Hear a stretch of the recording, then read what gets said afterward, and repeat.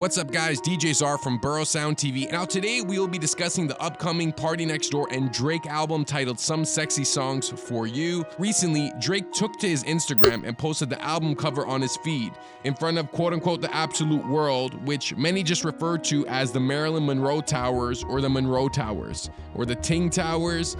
I don't know. All I know is that it's in Saga, which is where Party's from. I don't know too much about Saga, so Saga mans, comment down below what you guys actually call it. I'm pretty sure just the Marilyn Monroe Towers, a lie? Now, the album was announced a while back when Drake was performing at the Budweiser stage on August 2nd, so it seems like this project has been in the works for a minute. You get the summer over with, do what you need to do. I know all you girls are outside, and when it gets a little chilly, PartyNextDoor and Drake album will be right there for you. We love y'all. Right there for you. Thank you. Y'all have a good night.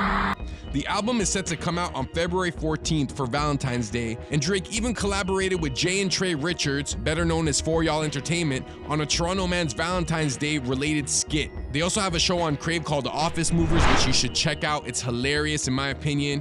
When Drake was on Aiden Ross's stream, he also briefly discussed the album as well, saying, "Me and Party is, honestly, one of the projects I'm most proud of in my life.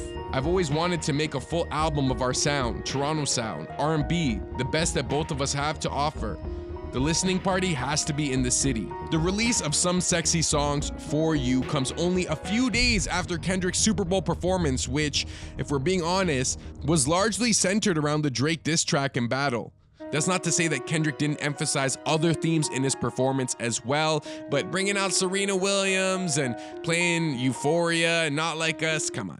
And it seems like amidst this entire fiasco with both Kendrick Lamar, the Grammys, his lawsuit with UMG, some say that Drake is kind of recovering, and this P&D collaboration album could be his quote-unquote comeback, despite him not really ever leaving the spotlight.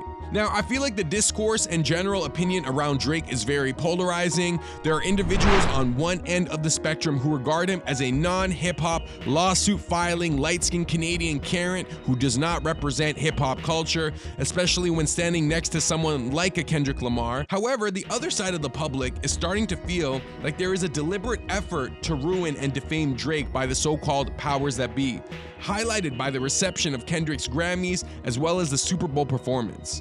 Those on this side of the argument seem to be rooting for Drake in spite of the outcomes of the rap battle, because Drake is, in a weird way, assuming the role of the anti-establishment rapper after being the face of the industry and industry darling for years. Now, everyone loves a good underdog story, and despite his upbringing and his past success, you can argue that Drake is kind of becoming the underdog, the heel, the most hated. While some feel like it's well-deserved, others feel like it's terrible. And let's be honest, Drake is an iconic musical artist, one of the best and most successful we've ever seen do it. That begs the question, is that because of the machine or is that because of Drake? Comment down below what you think. So could this album help him get back in good graces with the public? It's almost reminiscent of Kendrick's line, "I like Drake with the melodies, I don't like Drake when he act tough." Perhaps Drake is reverting to what brought him to the dance in the first place, which, for those who remember, were tracks about women which incorporated elements of both rap and R&B. So comment down below what you think. Are you excited for this album? In my opinion, yes, this will be a successful album. I do see it predominantly geared towards women.